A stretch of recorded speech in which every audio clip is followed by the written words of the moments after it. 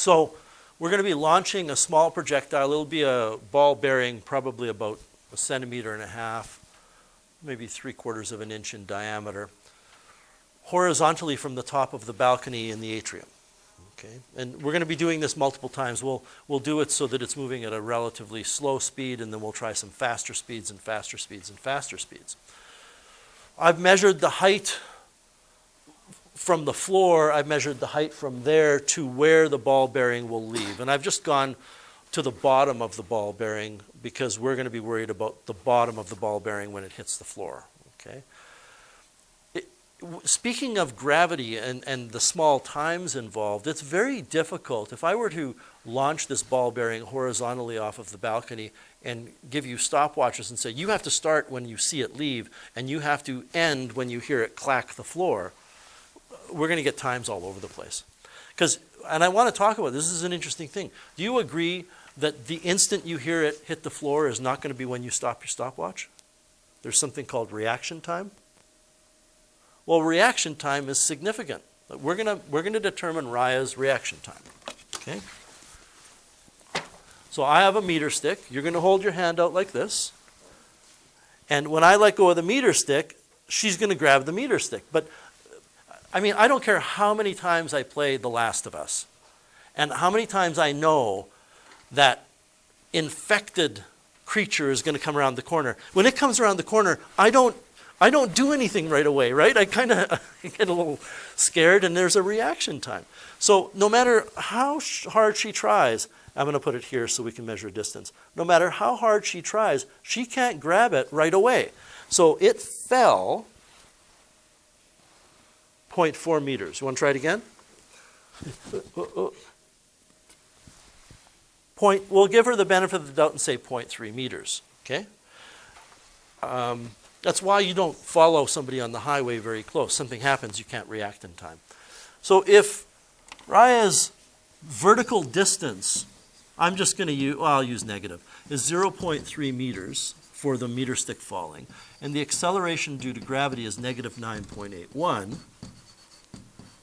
and VI is 0, if we find the time it takes the meter stick to fall that distance, we are finding your reaction time. And that's a pretty easy calculation. I mean, just roll that in your head and see if that makes sense where I'm getting that from. I'm just D equals 1/2 AT squared rearranged. You know, I don't need the negatives. You can put them in, they'll cancel. So what do we have? 2 times 0.3 divided by 9.81, and I take the square root. I mean, it's 1/4 of a second, which is quite honestly pretty good. Most people are about 1/2 second. But if you start looking at me giving you stopwatches, you have to react once to turn the stopwatch on when you see the ball bearing, and react once at the end. We've already got 1/2 second error in a measurement that might only be 1 and a bit. So we're not going to be measuring the time directly. We are going to be measuring the speed directly. I have a little device which is going to track the ball when it leaves. It's going to tell us how many centimeters per second the ball is moving at. So let me show you what this looks like.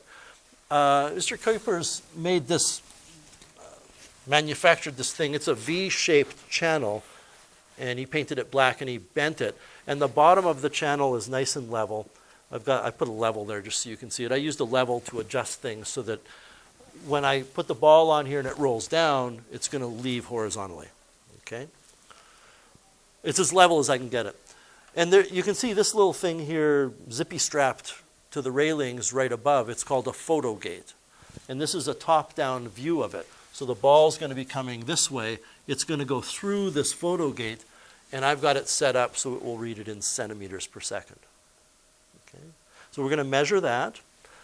We've determined the height of the ball. Right, it's 3.17 meters. We're going to know the speed to begin with, which will be V in the X column. Okay. You're also going to measure, you'll be down on the floor. I'm going to probably need 1 or 2 people up top helping me, but you'll be down on the floor. You're going to measure how far it is that the ball has traveled horizontally. So I have a big long tape measure that we'll pull out. And how many of you play golf or have played golf? You ever, the ball hits and you go, okay, yeah, I know where it is, and then you wander around for a half hour looking for it? When this ball hits, don't just go, yeah, it hit there and walk away. Like, immediately point at where you saw it hit. And I guarantee you that if we have 8 or 10 people down there pointing, they won't all match perfectly. But your job is to watch the ball and determine where it hits. So if you look at your data table, the first two columns are things we measure.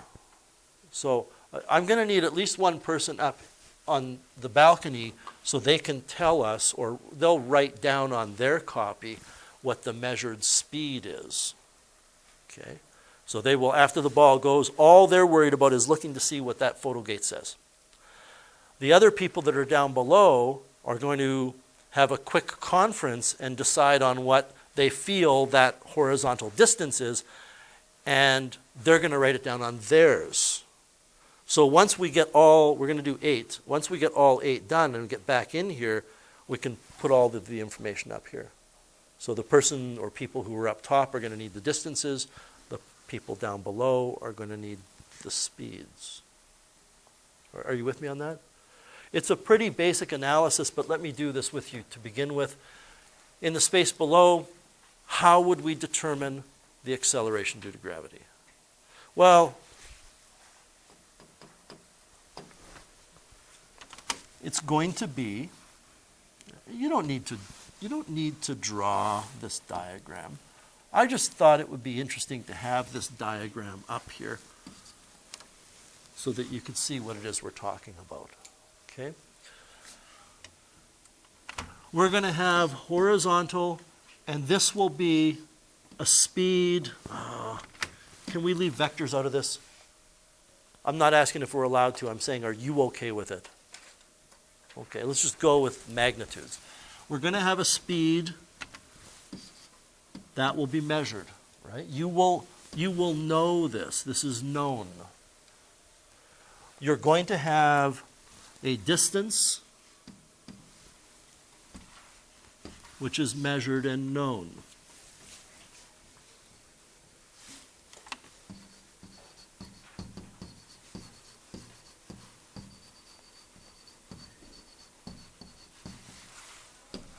So those two quantities are our variables. What is it we want to find? Well, we want to find something that is a vertical thing. Specifically, it's the acceleration. And if I leave vectors out of it, in an ideal world, we should get 9.81. We're not going to get 9.8. If we get 9.81, I'm just going to go home after that. Nothing could top the day. We're not going to get 9.81. The general rule in high school physics is if you can get within 10%, that's good. Closer is better. Again, I haven't done this lab before. I don't know. I think it should work good. Then again, I don't know how accurate the photo gate is. We'll see. Do we know D vertically? Yes, I've already pre-measured that, 3.17 meters. So you're not putting negative 9.81 in there, even though we know that's what happens, because we want to find it. That's the unknown. We know VI is 0. So how can we find A? We don't have enough kinematics information here. Right. We're going to find the time here first, which will be distance over speed. We're going to put that time here, and then take that time that is then calculated and calculate the acceleration. I don't know what you want to put there. I mean, well, let's finish it together. What you need to do, step 1, take the horizontal distance divided by the horizontal speed to get the time. Step 2, use the vertical distance equals 1/2 A times the time squared.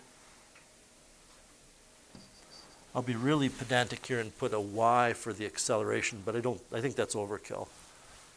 and calculate A. Done. The rest of it, I'm going to ask you, so I'm going to ask you to show your calculations for one of these. When we get our 8 sets of data,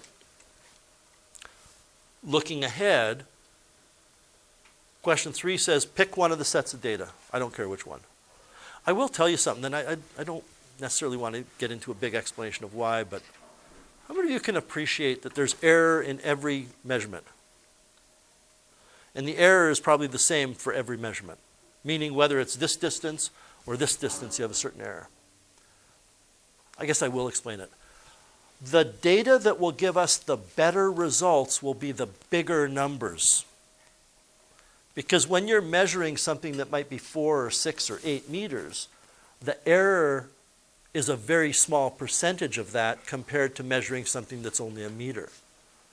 So as we increase the speed and that horizontal distance increases, we're likely to get better results. But I want you to pick one set of data, show all your work with units, as if it's kind of a written assignment, and calculate A. And then you can find all the other ones in the same way, put them in the table, find the average, and find the percent error. Got an idea of what we're doing here? Okay, so we've got to go down there. We're going to take a minute when we're down there to get the tape measure out. And let's go. I don't think we really need anything. All the stuff is out there.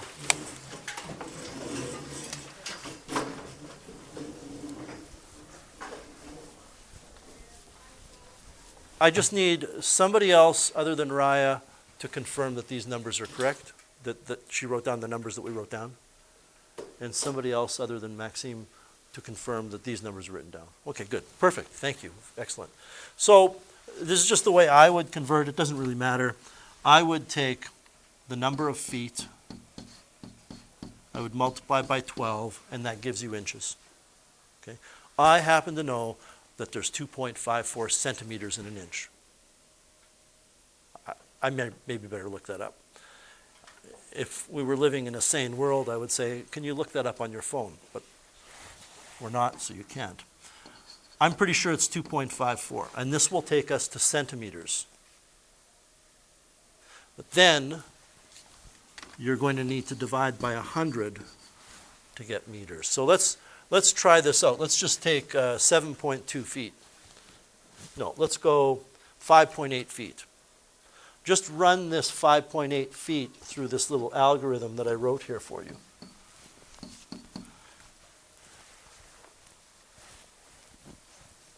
I mean, and also, if we could use our phones, you just go to a conversion thing and say feet to meters. How many meters did you get? 1. That makes sense because a meter is 3 feet-ish, and that's almost 6 feet. I just want to double check on that 2.54 though, and then I will zip my trap and let you guys get to work here on finding out how well things went. Inches to centimeters. Leave. Yeah, 2.54. So that's right. Okay. So what I would like you to do for Tuesday, get this done and out of the way. You might want to work on this now because that's where your mind is. You have to show the calculations for one. You don't have to show the calculations for them all, but enter them all into your table. Find an average. I don't need to see how you find an average. Add them up and divide by 8. And find a percent error, and we're hopeful that we're going to get within 10% error. Okay, so get to work on that. And if you do get that done, you got a few more questions to practice in your handout.